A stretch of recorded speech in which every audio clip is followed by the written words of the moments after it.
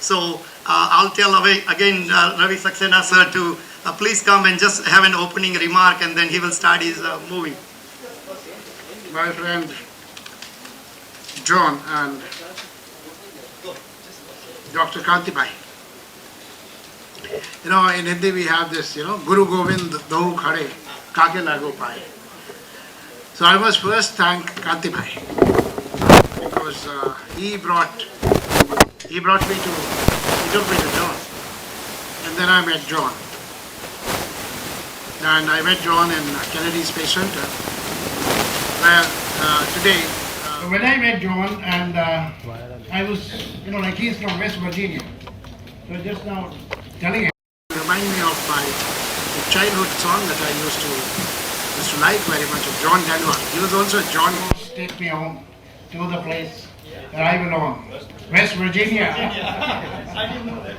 West Virginia. So that number coming from the world's most famous singer, John Denver. And here is another John from West Virginia. John is from West Virginia. I met him there.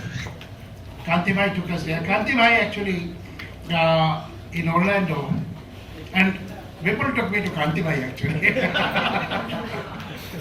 Vipul is a maverick. Vipul Patel lives in Orlando.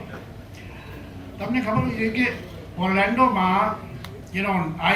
I went to meet the non-resident Gujaratis, and all the gas stations and stores are owned by Gujaratis. The entire Florida, all gas stations and department stores are owned by Gujaratis.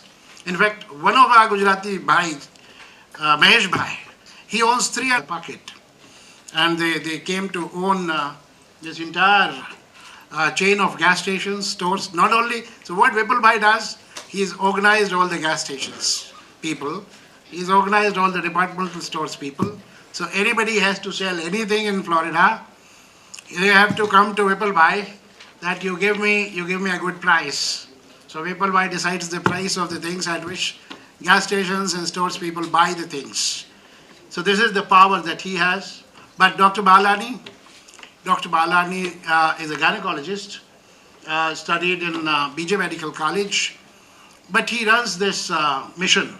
He runs this mission which is doing service to the people.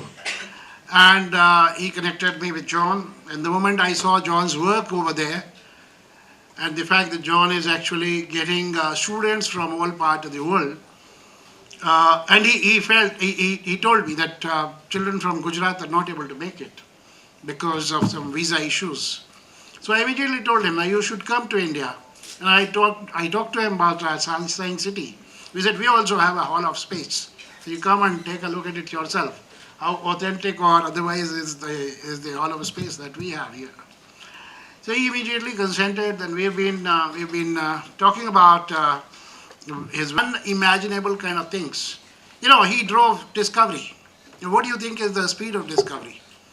The rifle bullet, the bullet of rifle is faster than all bullets because it goes through a helical groove. And the speed with which the bullet of rifle goes, Discovery goes at a speed 10 times that bullet. 15,000? 15,000 kilometers? 25,000 kilometers per hour. 25,000 kilometers per hour. The vehicle which he drove flies at a speed 10 times the speed of the bullet that comes out of a rifle. Imagine driving that kind of a thing. Imagine going to space where how many people, when they just take off in an aeroplane, they wonder that they are no more in touch with the Mother Earth. So they get worried. They get worried that the plane is going to drop anytime. And here is the man who went not only off the Earth, he went out of our atmosphere, he went out of our gravity system, went into the orbit, and then from there he took off to space. And nobody knows what is space. Nobody, as a matter of fact, knows how big is space. And he went over there.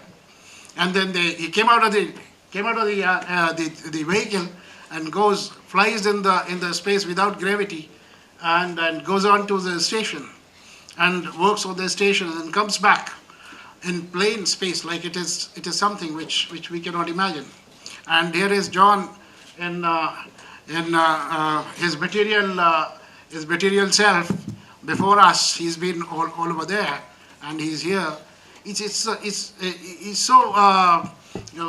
a matter of such a pride for us to have John. It's a unique opportunity. I would not stand too long between you and John. I would like you to take this opportunity, interact with him, ask all kind of questions of what John said. The next person, the first person who will walk on Mars, the first person who's going to walk on Mars is going to be one of you. Why not? One of you. So today, but then if, like Dr. Balani said, if you see his life, his story of his life, it requires determination. It requires goal setting. He set his goal very early in life. And I tell you, nobody who succeeds in life is there who's not set his goal early in the life. You should know what you want to do in your life. And you should know as early as possible. As early as possible in your life, you must set your goal, what you want to become. And like Dr. Balani said, for setting your goal, you need to know about your role models. You need to know who are the people who have been great in this world, and becoming like those would make you feel that you have had a worthwhile life. Ultimately, we all want to have a worthwhile life, a life which we are satisfied about, a life which we are proud of, and for which you need to do your goal setting. And he did his goal setting very early in life, and then he pursued it in a dogged manner. In times when, you see, there was nothing like going in discovery when he was setting his goal. The life evolves, the goals evolve. And then you realize that you have actually achieved in life what you didn't even imagine. He achieved in life what he had never imagined when he was setting his goal. So set your goal. They say hitch your wagon to the stars. He literally hitched his wagon to the stars and went to the stars. So here is John Bright. Welcome, John Bright. I'm so happy you are here. Give him a big hand again, a very big hand. Thank you. And now it's all between you and John.